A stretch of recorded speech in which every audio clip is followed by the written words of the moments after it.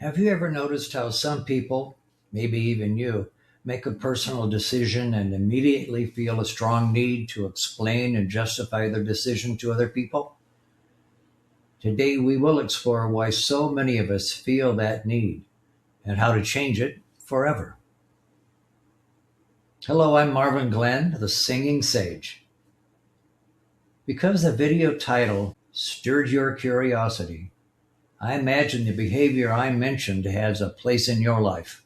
So let's get into it.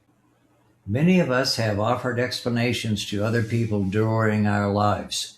Like, well, the reason I'm doing this is, or I hope you understand, or it's just that. And sometimes we don't even wait for someone to question us. We just explain ourselves anyway. I find that fascinating because why would we do that? Where did that need to explain come from? After all, we haven't actually done anything wrong. We haven't hurt anyone. We've simply made a choice. And yet something inside us says, you better have a good reason. Where did we learn that? I think most of us were trained in this from a very early age. We learned that wanting something wasn't necessarily enough. We needed a reason. And somehow that reason needed to make sense to somebody else. You've heard the questions. Why do you want that car? Why don't you want children? Why do you say no? Why are you doing that? Why don't you want to do this? Even, who told you you could do that? And little by little, without anyone sitting us down and teaching us this consciously, we began to believe that our choices needed to be approved, that our desires needed a good enough explanation, that somebody else had a vote. The philosopher Nietzsche had a great deal to say about this kind of conditioning. He called it slave morality. It's the tendency so many of us have to allow someone else's values and expectations to determine what we believe is right for ourselves. I don't want to get too philosophical here. I'm much more interested in what this looks like in our everyday lives because I think most of us have experienced it. I wonder, why do we let our lives become a committee meeting?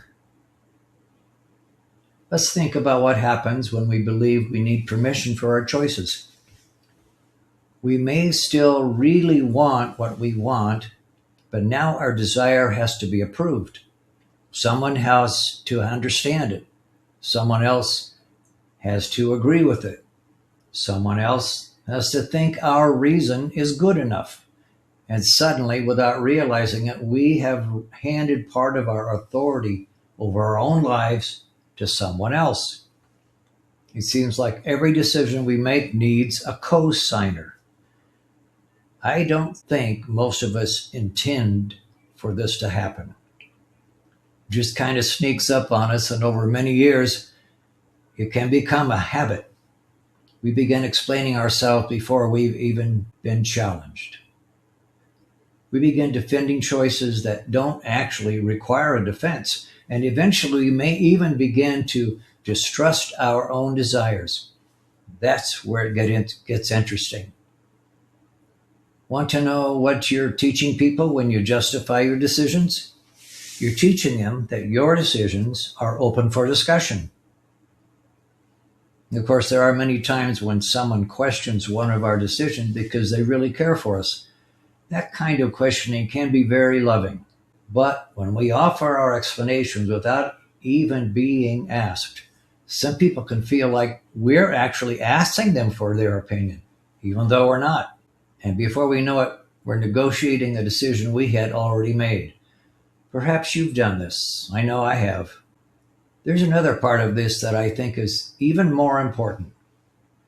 If I have to explain every desire before I'm comfortable acting on it, eventually some part of me may begin wondering if I'm even intelligent enough to make my own decisions. Maybe my decisions are suspicious or bad. Maybe they're selfish. Maybe they're unreasonable. Maybe they are wrong. Maybe I need a better reason. We even can start seeing ourselves as incapable of making a decision on our own because maybe we can't really trust ourselves anymore. And after years of that, we can lose touch with this simple truth. We are allowed to know what feels right for us. That doesn't mean we're always right. It simply means we don't have to abandon our own knowing just because somebody else might not understand it. Do you see what we're abandoning when we behave this way? It's our own sovereignty. Now, I want to be careful here because when I talk about our sovereignty, I don't mean becoming hard, selfish, or inconsiderate. I don't mean walking through life saying, I don't care what anybody thinks. That's not sovereignty. That's a self-deception because we really do care. We care because we know down deep that if we actually do stop caring, we separate ourselves from others, and separation deprives us of the love we need from them. True sovereignty, as I understand it, is much quieter. It's being able to listen to another person without automatically surrendering our own knowing. It's being able to say no without feeling guilty. It's being able to say yes without needing applause. It's being able to stand in our own decision while still honoring someone else's opinion. And perhaps most importantly, it's being able to remain connected to ourselves while also staying connected to the other people. There's a tremendous difference between saying, I'm doing this and you had better accept it, and simply saying, this is what I've decided. One is trying to establish power over someone else, and the other is simply standing in our own. Here's something I'd like you to try. The next time you make a simple decision and notice yourself immediately beginning to explain it, pause. Just pause. You don't have to become defensive. You don't have to become rude. You don't even have to refuse to answer. Just notice the impulse. Then ask yourself, do I really need permission for this, or am I simply uncomfortable standing in my own decision? You might be surprised by what you discover. And if someone genuinely needs an explanation because your decision affects them, of course, give them one. That's part of being human and caring. It's part of staying loving. There is nothing wrong with explaining ourselves when we choose to explain ourselves. The difference is whether we're sharing ourselves or asking permission to be ourselves. There is a quiet power here, you know. Something special may be happening in you now. Maybe for the first time you're beginning to feel your own power, your own living presence and inner intelligence. I've come to know that our real power is rarely loud. It doesn't need to announce itself. It doesn't need to convince anybody or everybody in the room. And it certainly doesn't need to make someone else smaller. Real power can be remarkably quiet. It's the quiet confidence of knowing that we are responsible for our own lives, that we can listen, we can consider, we can change our minds, we can love somebody deeply and still say, no, this isn't for me. I think many of us have spent a lifetime looking outside of ourselves for permission. You know, permission to change, permission to say no or to follow our intuition, permission to acknowledge who we really are, even permission to be happy.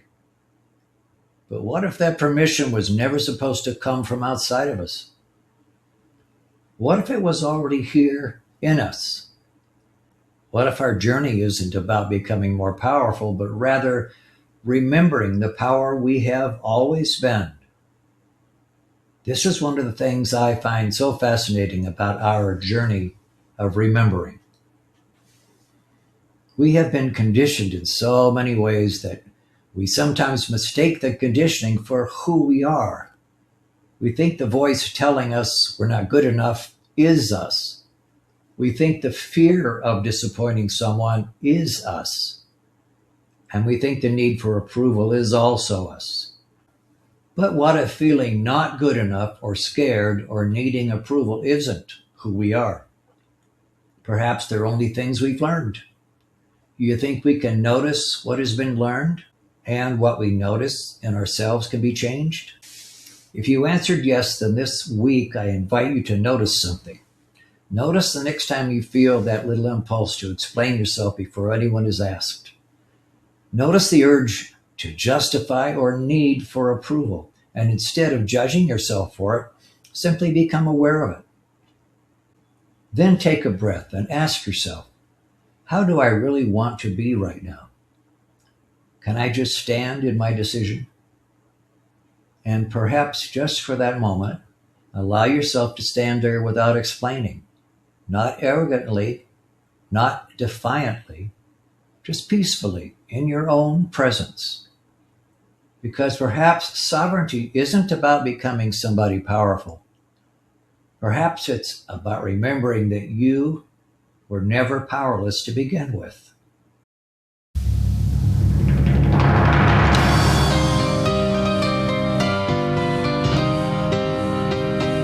Blinded by the matrix, hungry were my eyes. Everywhere I looked for truth, all I found were lies. Dogmas and deception played me like a fool, tossed around by every wave. Anger was my rule. Weak and small, afraid to try, thought I'd never fly.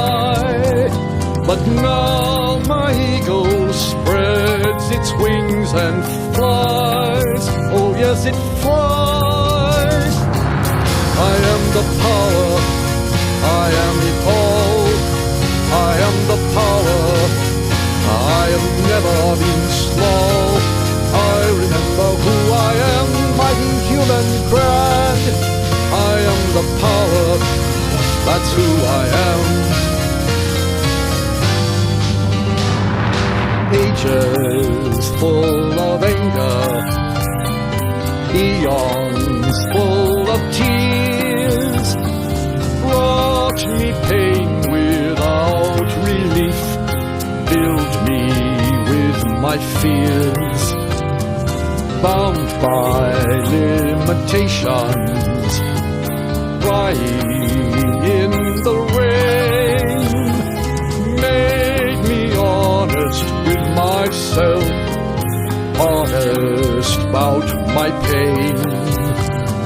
I no longer want to hide, won't do that again. I acknowledge all I feel, my joy and all my pain. I am the power, I am it all.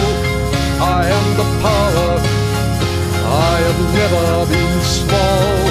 I remember who I am, mighty human grand. I am the power, that's who I am. Something now is changing how I see. All the time I spent in fear taught me how to be. Dramas and emotions gave me what I need. Strength of heart and wisdom deep fill me, make me free. Now I stand upon this world, lightning in my hand.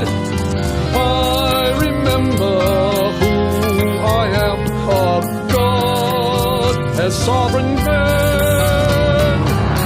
I am the power, I am it all. I am the power, I have never been small. I remember who I am, mighty human grand. I am the power, that's who I am. You are the power, you are it all. You are the power, you have never been small.